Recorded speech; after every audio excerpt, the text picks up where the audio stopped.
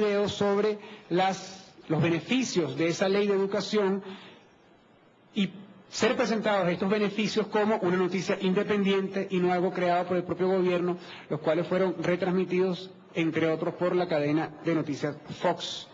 Asimismo, el Washington Post confesó a finales de enero del 2005 que su columnista Maggie Gallagher, conocido por su defensa a ultranzas de la política de Bush, había recibido $21.500 para promover dicha política. Todos estos periodistas contratados, palangristas, fueron pagados por el gobierno de Bush dentro de una práctica ya común de propaganda negra, en la cual el señor Negroponte, el señor Otto Reich, quien encabezaba la Oficina de Diplomacia Pública, el señor Noriega, que es también de ese combo, conocen muy bien. Estamos seguros que este tipo de propaganda pagada, disfrazada de información objetiva, que en los últimos días lo hemos visto en una ola de agresiones de más de 45 artículos, tiene detrás una política de propaganda de la administración Bush, de la cual uno de sus principales puntales es el Miami Herald. Sobre todo el señor Phil Ganson y sus lacayos, sus réplicas locales como el Universal y el Nacional, sobre todo el Nacional. No se extrañen que más adelante consigamos los documentos, así como conseguimos los documentos. Una investigadora hizo públicos los documentos que revelaban las conexiones entre el National Endowment for Democracy, el USAID y los golpistas del golpe de abril, que descubramos que este señor Ganson o esos señores del Nacional están recibiendo fondos del gobierno de los Estados Unidos. No estamos haciendo una acusación directa, estamos haciendo una presunción que esperamos en algún momento sea aclarada, como seguramente, o como ha quedado aclarado, el rol de los Estados Unidos a través del Mercurio para desestabilizar el gobierno de Chile, o la gran campaña mediática durante más de 7 años que adelantaron en Centroamérica para desestabilizar el gobierno de Nicaragua y El Salvador.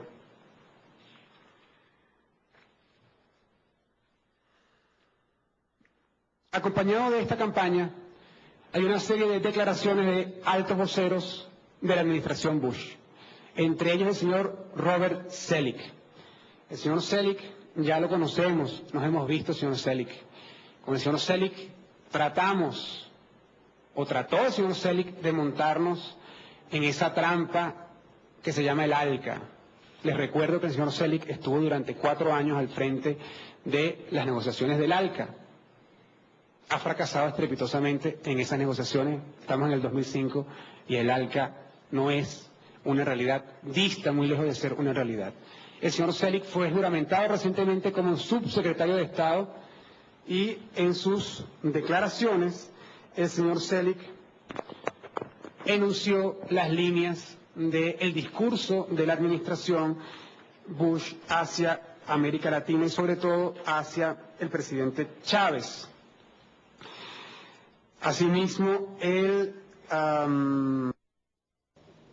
siguiendo la misma línea de Condoleezza Rice, quien dijo que el gobierno de Chávez era una fuerza negativa para la región, que amenazaba la democracia y que no se podía mantener indiferente a lo que Venezuela estaría haciendo.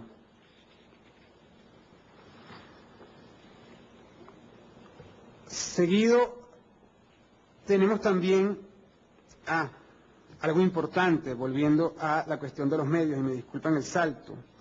Tiene que ver con la cadena de noticias Fox, quien ha lanzado 3 documentales o 3 noticias, supuestamente de investigación, llamado El puño de hierro de Hugo Chávez.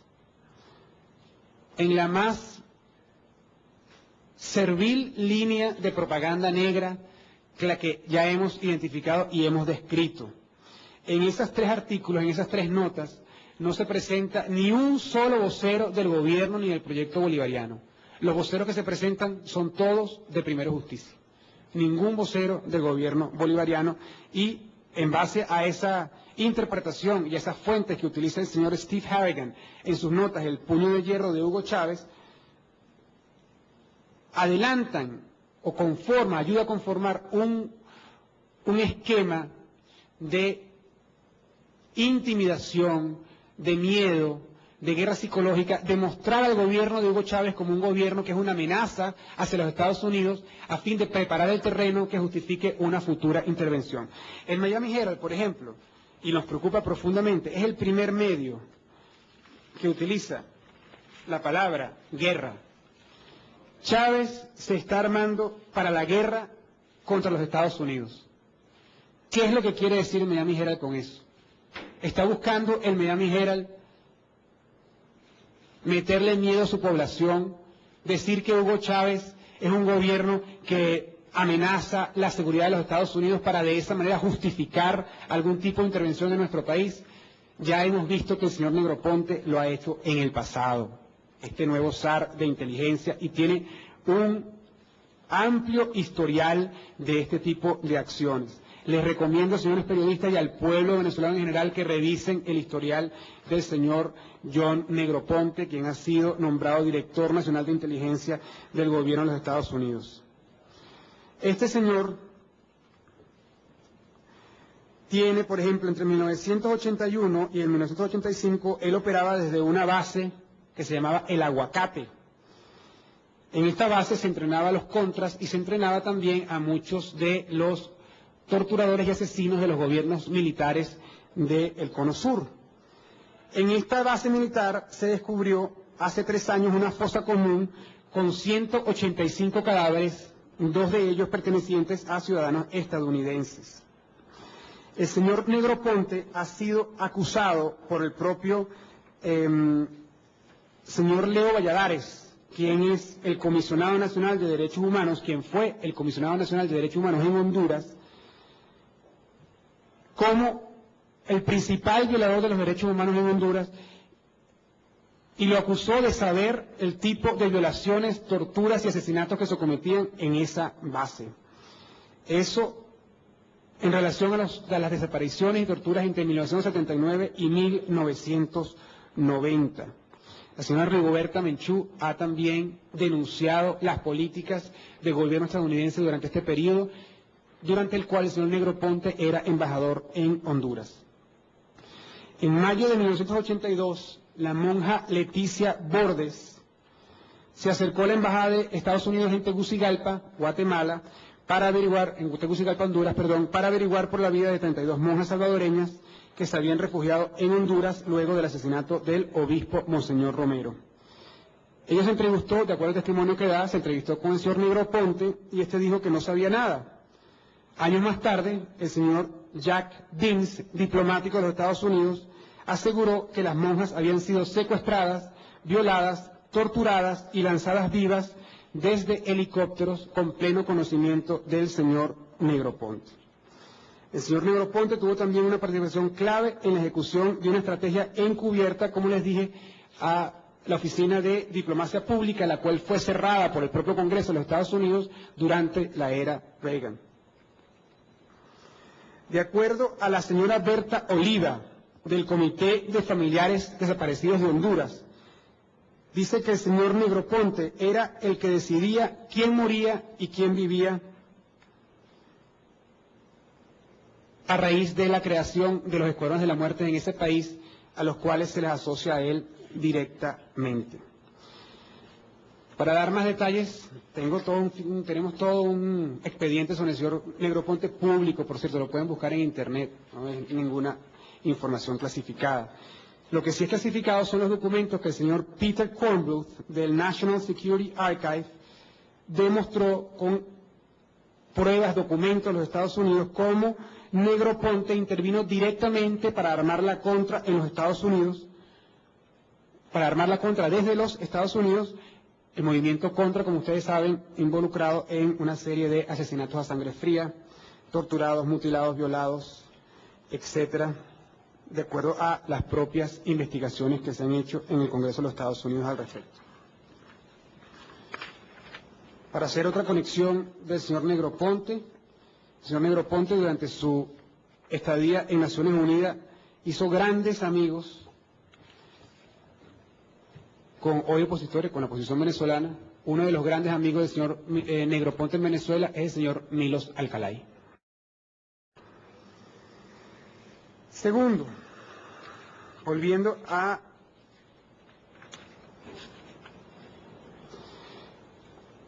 las declaraciones que provienen de los altos voceros. El señor Peter Goss, de la Agencia Internacional, de la Agencia Central de Inteligencia, también declaró, cuando fue ratificado en su cargo, también les recomiendo que busquen el expediente de este señor Goss, cómo Venezuela representaba uno de los países con mayor inestabilidad en el 2005. Todas estas declaraciones unidas, la del señor Goss, la del señor Selig, la de Condoleezza Rice, la del señor Grossman, un nuevo actor que hemos identificado ahora, que le dijo al tiempo, nos permite delinear una política clara que pareciera venir también por el lado de la OEA, preparando algún tipo de acción a través de la OEA de modificación de la Carta Interamericana que permita la desestabilización en el país, que permita la intervención de los Estados Unidos entre nosotros, en nuestro país.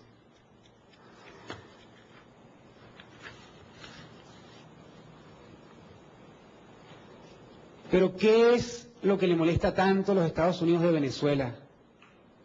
Que lo clasifican de inestable, de ser una amenaza, de representar una agresión, una fuerza negativa para sus pueblos. Nosotros creemos que el modelo alternativo bolivariano es hoy en día una luz para los pueblos de América Latina, para los pueblos que buscan su emancipación, y lo vamos a demostrar con cifras y con gráficos. Queremos ver, por ejemplo, mostrarles, por ejemplo, cómo durante el gobierno del presidente Chávez, el gobierno bolivariano, hemos podido lograr un crecimiento del Producto Bruto sostenido, salvo los periodos de inestabilidad propulsados y apoyados por la administración Bush. Aquí tenemos cómo durante el 99 al 2001 se consiguió una tasa de crecimiento que luego se alteró cuando entró la desestabilización política y el sabotaje petrolero, que una vez superado nos permitió recuperar la senda del crecimiento y ubicarnos en 17.3% para el 2004. Este año no esperamos una cifra de crecimiento tan alta, pero esperamos una cifra que ronda alrededor del 6% de crecimiento en el 2005, si permiten la consecución o el mantenimiento de la gobernabilidad de Venezuela en paz. Asimismo, revisando otras cifras económicas, ¿me puede pasar la lámina, por favor? La lámina. Podemos ver la disminución de la inflación durante los periodos de gobernabilidad democrática, su alteración durante los periodos de inestabilidad apoyada por los Estados Unidos, y luego la recuperación de las cifras de inflación hacia la tendencia hacia la baja cuando la gobernabilidad democrática es restituida. La próxima lámina, por favor. La tasa de desempleo muestra cifras más o menos similares. Un desempleo que ronda alrededor del 10%, es un desempleo estructural que estamos también trabajando para combatir. Durante los periodos de gobernabilidad democrática, un disparo de las tasas de desempleo durante los periodos de inestabilidad y de vuelta a las cifras alrededor del 10% durante los periodos de gobernabilidad democrática. La próxima lámina, ¿hay otra lámina? No. Para darle otros datos sobre lo que Venezuela representa para los Estados Unidos y cómo Venezuela busca mantener una relación normal con los Estados Unidos, pero va a rechazar cualquier tipo de injerencia que los Estados Unidos tengan en Venezuela. Queremos también mostrarle lo importante que es, por ejemplo, nuestras compras en los Estados Unidos y cómo estas compras, cómo este poder de compra, cómo este poder económico de Venezuela puede afectar a los propios Estados Unidos si se avanza de nuevo en un proceso de desestabilización como el que parecieran estar propugnando. Aquí vemos nada más el gráfico de las compras combinadas de PDVSA y Citgo. En el año 2002 alcanzó 1.7 millardos de dólares. Nada más el estado de Texas, el estado del señor Bush, recibió el 41% de esas compras que PDVSA y Citgo hacen en los Estados Unidos, solamente para hablar de nuestra principal industria petrolera, porque esta cifra alcanza unos números muy superiores que les voy a mostrar ahora si evaluamos la balanza comercial en total. Hay 811 compañías que directamente se benefician de la procura de Citgo y de PDVSA en el exterior, en los Estados Unidos. Compañías que obviamente, tal como sucedió durante la única vez que Venezuela ha dejado de suministrarle crudo a los Estados Unidos, que fue durante el sabotaje petrolero del 2002-2003, estas compañías también se verían afectadas, las propias compañías estadounidenses, si los Estados Unidos avanzan una política de desestabilización hacia Venezuela, tal como pareciera indicar la ofensiva mediática que están avanzando en estos momentos.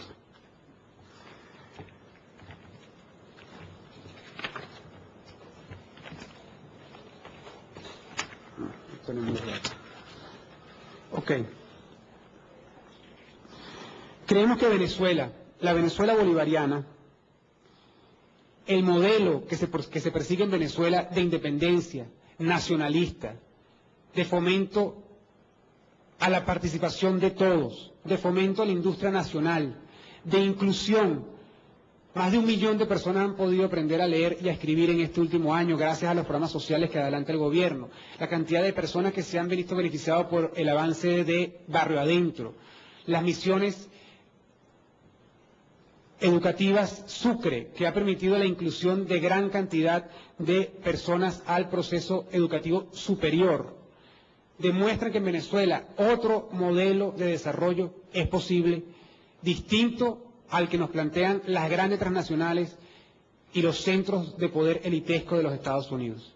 Es ese buen ejemplo que está dando Venezuela en el mundo, que está dando Venezuela para toda América Latina, donde tenemos un Estado reforzado, con políticas nacionalistas, lo que los Estados Unidos están tratando de combatir para poder afianzar su poder imperial en toda la región.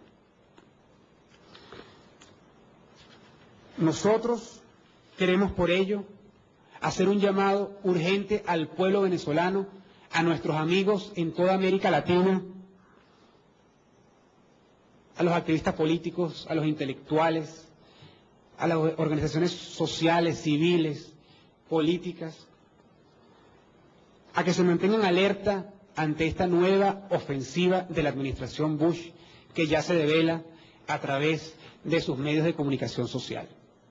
Queremos que estén alertas, que no se dejen engañar, que no se dejen manipular por estos medios, por estos periodistas, muchos de los cuales ya la administración Bush ha demostrado que son comprados o que forman parte de toda una política, una estrategia de guerra sucia que se adelantan de los más altos niveles de poder, sobre todo considerando las personas que están al frente de estas organizaciones que manejan y avanzan las políticas. Alertas a la forma como se avanza la cobertura mediática y los mensajes que a través de los medios de comunicación de los Estados Unidos se están dando. Alerta a toda América Latina, a todo el pueblo de Venezuela, a que estemos pendientes de los signos que de allí se están lanzando. Y hacemos esta alerta pública y lo decimos de frente al mundo, a los cuatro vientos, como lo ha dicho el presidente de la República ayer en el Aló Presidente, como lo estamos diciendo hoy desde el Palacio de Miraflores, porque la única manera que creemos que se cometa una terrible injusticia con Venezuela, con nuestro país, con el proceso de cambio que aquí se avanza, con la esperanza que Venezuela implica para todos los países de América Latina que están buscando ser independientes, que están buscando ser autónomos, que quieren crecimiento con inclusión social, que quieren un desarrollo nacional propio. es el alerta de que Venezuela pueda ser agredida, que Venezuela pueda ser intervenida y se le pueda llevar a un nuevo periodo de desestabilización que va a tener repercusiones para todos. Nosotros seguimos trabajando por construir este país, por la vía democrática, por la vía pacífica, por la vía política. Seguimos trabajando porque esas cifras económicas se mantengan, crezcan y se proyecten. Por eso los planes de desarrollo endógeno, los planes alternativos de desarrollo, los planes sociales, para que Venezuela continúe avanzando en su propio modelo, que no busca interferir en nadie, ni ser ejemplo, ni intervenir directamente en ningún otro país, ni en ningún otro proceso, pero que sí busca el derecho que tienen todos los venezolanos de construir un país para sí, en paz, buscando un futuro para sus hijos. Esa es la alerta que queremos hacer en la tarde de hoy a todo el pueblo de Venezuela, a todos los países de América Latina, al pueblo de los Estados Unidos sobre la política que la administración Bush está avanzando en nuestro país y la cobertura que los medios de comunicación, algunos medios de comunicación de los Estados Unidos, le están dando a Venezuela con el fin de crear matrices de opinión que siembren miedo y alerta entre la población de los Estados Unidos para justificar algún tipo de intervención en nuestro país.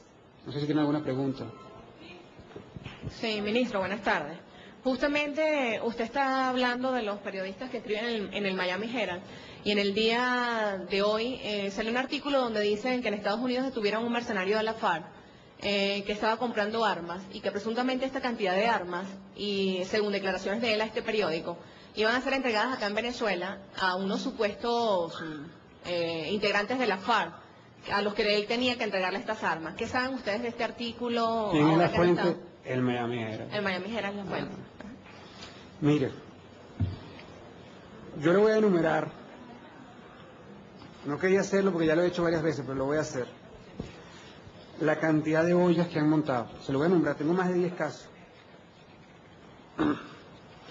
El caso Granobles comenzó en marzo del 2001 con una nota del Universal de que el gobierno venezolano transportó a Cuba al miembro de la FARC, Germán Briceño Suárez, conocido como Granobles, jefe del Comando Sur, hermano del Mono Jojoy, del Comando Sur, no, del Frente Sur de la FARC, disculpen.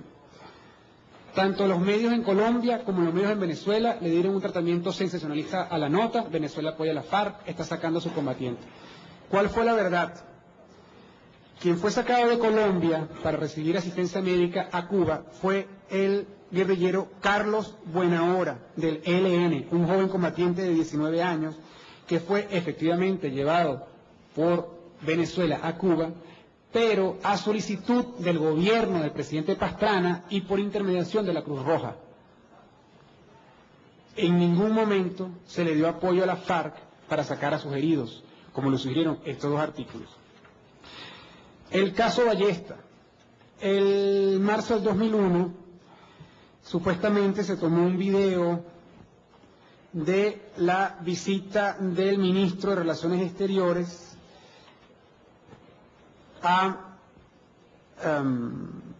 Colombia, en el cual se mencionaba a José María Ballesta, quien supuestamente estaba involucrado en el secuestro de secuestro masivo en Colombia por parte del ELN de un avión. Al señor Ballesta se le capturó, caso muy similar en Venezuela, antes de que algunos elementos de policías extranjeras lo capturaran. Se procesó por los medios de la justicia venezolana y luego le fue entregado a Colombia, como deben ser los procedimientos de este tipo. El caso Bolton,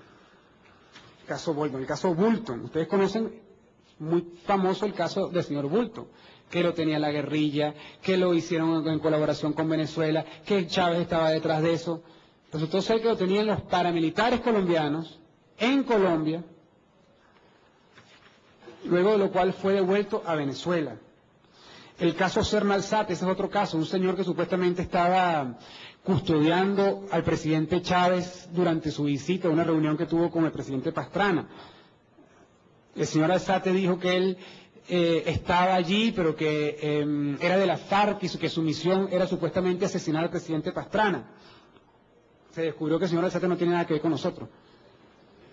El caso Boyer, este fue el piloto que supuestamente había dicho, testimoniado, que él llevó a insurgentes de la FARC hacia Venezuela en el avión presidencial. Recordemos cómo este caso Boyer le costó el puesto al editor del periódico El Espectador, quien se hizo eco de estas informaciones que resultaron totalmente falsas. Tengo el caso de reportes en el US News and World Report, en fin. Este caso en particular, mire, le vuelvo a repetir, Venezuela no apoya ningún tipo de irregulares, bien sea de la FARC o de los paramilitares, o de narcotráfico, o de cualquier grupo que opere en Venezuela que provenga de Colombia. Nosotros no lo apoyamos, los combatimos a todos por igual. Venezuela tiene un esfuerzo en la frontera, un despliegue militar en la frontera que casi cuadruplica el esfuerzo de la propia Colombia. Nosotros tenemos 20.000 hombres desplegados en la frontera, 4 teatros de operaciones y una serie de recursos que se invierten en la frontera para precisamente contener el desborde del conflicto colombiano sobre nuestras fronteras. Recientemente se le presentó al presidente Uribe, cuando vino, ellos enviaron una lista con los supuestos puntos donde estaba la base de no sé quién, aquí está no sé quién más, la lista completa, con las coordenadas. Fuimos a cada uno de esos sitios, le mostramos al presidente Uribe el video de cada uno de esos sitios. Uno de esos sitios estaba en la propia Colombia, quedaba dentro del territorio colombiano, no lo pudimos inspeccionar. Había otro sitio que quedaba en la sierra de Perijá, que ahí ni el helicóptero pudo aterrizar, de un acceso realmente muy difícil, intrincado, la plena selva de la sierra de Perijá. En este caso, no me extraña que estemos ante informaciones preliminares, falsedades, tergiversaciones, manipulaciones, como ha ocurrido en estos casos que ya le he dicho en el pasado. Si la FARC aterriza en pistas, como creo que dice aquí, en Venezuela, eso no está comprobado, y si eso es así, los combatimos y los detenemos como lo hemos hecho en el pasado, de acuerdo al esfuerzo que nosotros estamos desplegando. De ninguna manera. Y el Nacional se hace reiteradamente eco de este tipo de acusaciones que saca este periódico. Por eso le digo que no me extrañaría que en un futuro consiguiéramos los documentos donde el Nacional está recibiendo fondos directamente del Departamento de Estado para adelantar este tipo de opiniones. Se hacen eco de estas informaciones que no tienen ningún tipo de asidero en la realidad, ni tienen ningún tipo de confirmación, la más mínima confirmación periodística. ¿Están haciendo seguimiento a esta cantidad de artículos de esos periódicos estadounidenses? ¿Van a hacerle seguimiento a este artículo, a este nuevo Nosotros le hacemos seguimiento a todo ese tipo de informaciones, no desde el punto de vista periodístico, en este caso será desde el punto de vista de inteligencia y desde el punto de vista militar. Gracias, Ruth. Ministro, yo quería saber cómo quedan los medios de comunicación social privados en este análisis, si se hizo un análisis sobre los medios de comunicación social privados, si ha entrado los Estados Unidos en una agresión directa. ¿Qué va a hacer el gobierno nacional para neutralizar esta Mira, estrategia? nosotros hacemos constantemente análisis no solamente de los medios de comunicación social privados, sino del Estado también. Y tenemos reuniones, ahorita a las 5, por cierto, hay una reunión de planificación todos los lunes con los medios del Estado para precisamente evaluar nuestra cobertura, nuestro trabajo, nuestro esfuerzo, nuestra calidad.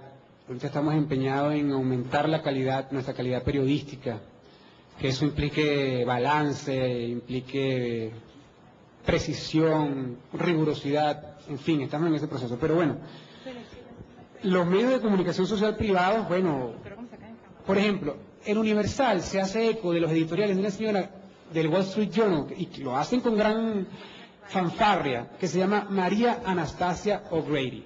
Esta es una señora de la extrema derecha estadounidense, republicana, pero de la extrema derecha. Es una señora que justifica el golpe a Allende, que alaba a Pinochet, que justifica de alguna manera las violaciones a los derechos humanos, a la vida que se han cometido en las dictaduras del sur. Y es una señora que no tiene ningún tipo de credibilidad en la opinión pública de los Estados Unidos. Es vista inclusive como una demente, como una loca, pero como avanza opiniones destempladas, exageradas, sirve para estos medios opositores que de alguna manera están buscando también avanzar matrices de desestabilización en Venezuela. ¿La otra pregunta cuál era? Estados Unidos ha entrado ya en una agresión directa contra Venezuela que va a hacer el gobierno para neutralizar esta estrategia, además de la alerta que Nosotros usted estamos ha hecho. haciendo la alerta a todos los países del mundo ante esta campaña que se está avanzando de los Estados Unidos para aislar y deslegitimar al gobierno venezolano. Ministro, buenas tardes. Alguien que pudiera estar escuchando esto desde afuera y que también pudiera estar viendo ambas partes, la de Venezuela y la de Estados Unidos. En todo caso, usted habla de que Estados Unidos estaría intentando aislar a Venezuela, pero Venezuela, por ejemplo, en algunas acciones no podría interpretarse como que se está autoaislando. En primer Venezuela, lugar. señorita, Y en segundo lugar, tiene un comercio con los Estados Unidos, le pongo que revise esa cifra, que es superior al de España, al de Bélgica. estamos hablando en cuanto a pronunciamiento político, no en materia, por ejemplo, en este caso de comercio. Nosotros hemos dicho reiteradas veces, pues, el canciller, por cierto, debe ir para allá en estos días, creo que va al final de la semana, va para California. Nosotros en reiteradas oportunidades hemos mostrado nuestra voluntad de tener relaciones normales con los Estados Unidos. Yo estuve en Washington en la embajada y para nosotros se nos hace difícil tener un diálogo directo con las autoridades del más alto nivel de la Casa Blanca. La Casa Blanca ni nos recibe, el Departamento de Estado. Hablamos por intermediarios y cuestiones. Yo creo que el esfuerzo tiene que ver fundamentalmente de los Estados Unidos. Los Estados Unidos, les recuerdo que estuvo aquí involucrado en un golpe de Estado, lo demuestran los propios documentos. La CIA estuvo metida en el golpe de aquí de abril, estuvo metido en el sabotaje petrolero. En fin. Ahora, por ejemplo, las declaraciones del presidente de la República en el día de ayer en su programa cuando denunció que posiblemente estarían intentando querer asesinarlo algunos grupos, ¿no?, identificados quizás con el gobierno de Estados Unidos. ¿Cómo tomaría Estados Unidos esta declaración, por ejemplo, siendo en este caso como neutral, abogado del diablo, no podría también tomarse como un realineamiento de Venezuela también hacia Estados Unidos? ¿Esta es una reacción de defensa o es una reacción en primera escala? Como le dije, nosotros no tenemos otra acción, digamos, no es que no tenemos otra acción. Nosotros queremos hacer el alerta como una acción fundamental para evitar este tipo de agresiones de los Estados Unidos, agresiones políticas, intentos de desestabilizar en Venezuela. Por eso hacemos la alerta pública, porque consideremos que es la correcta estrategia. Nosotros obviamente que ante las amenazas, que el presidente de la República, le digo además que no lo dice como retórica o lo dice en vano, hay elementos de inteligencia que apuntan hacia esto, que apuntan hacia planes para asesinar al presidente de la República. Tomamos siempre nuestras medidas de seguridad para proteger y garantizar la vida del presidente. Buenos días. Si usted puede hablar un poquito de detalles de una visita de Ali Rodríguez a la OEA en Washington esta semana para denunciar a los Estados Unidos. No. Si el canciller va a los Estados Unidos, como le dije, va a Washington, también va a California a unas reuniones.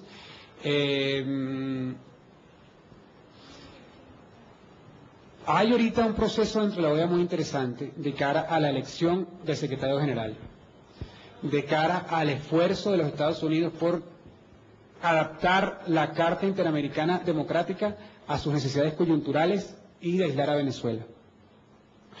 El canciller va a los Estados Unidos a llevar nuestro mensaje de país que busca un desarrollo propio en paz, un desarrollo nacional, el derecho que tenemos a desarrollar relaciones con otros países del mundo, a favor de un mundo multipolar, nuestras relaciones con China, nuestras relaciones con Rusia, ahora vamos a India, nuestras relaciones con India, nuestra decisión estratégica de unir América Latina como única forma de garantizar un desarrollo pleno para nuestros países, de desarrollar relaciones con Brasil, con Argentina, con otros países de América Latina. Ese es el mensaje que va a llevar el canciller a la OEA. Pero no es un queja formal contra los Estados Unidos, ¿no? No. Ministro, buenas tardes.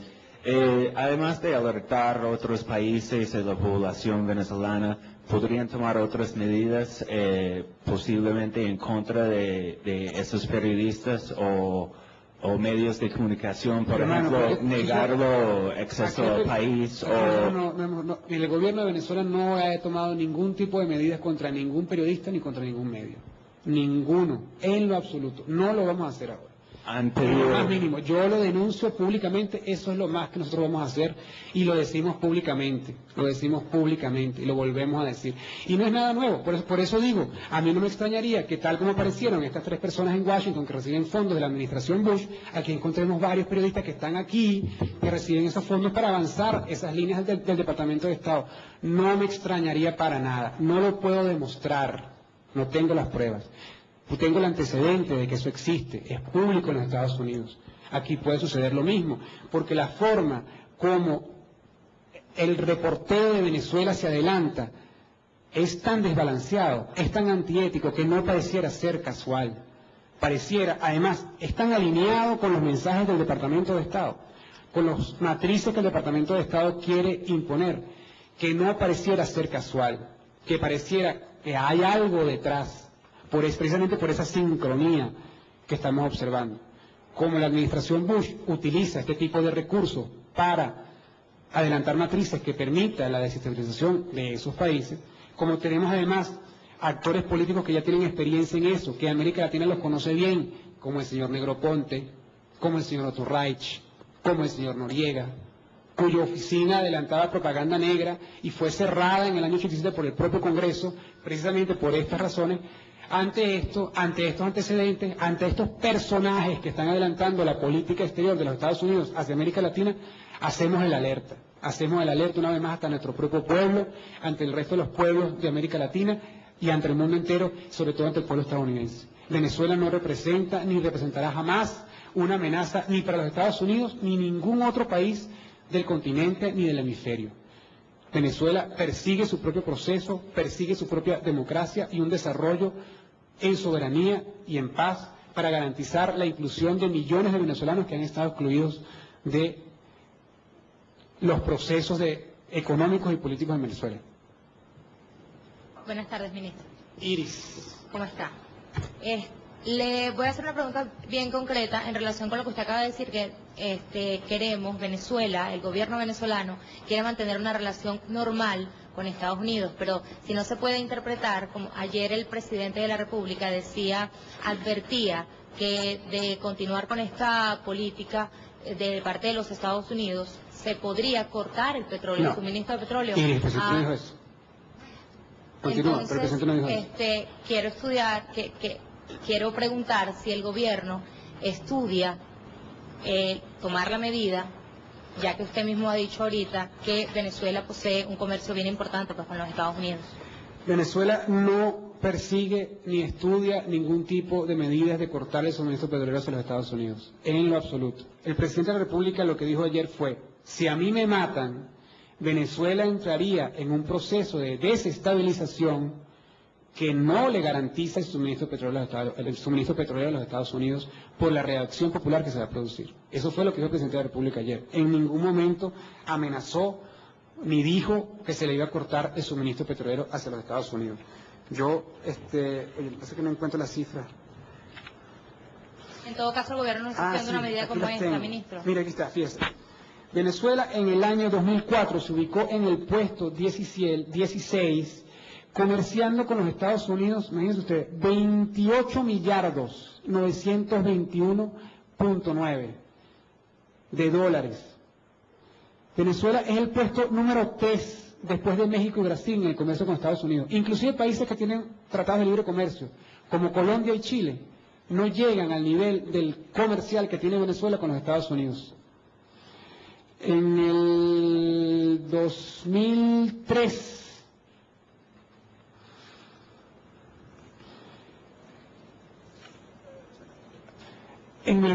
Venezuela tuvo un intercambio comercial con los Estados Unidos superior a Bélgica, Arabia Saudita, India, Rusia, España y Australia.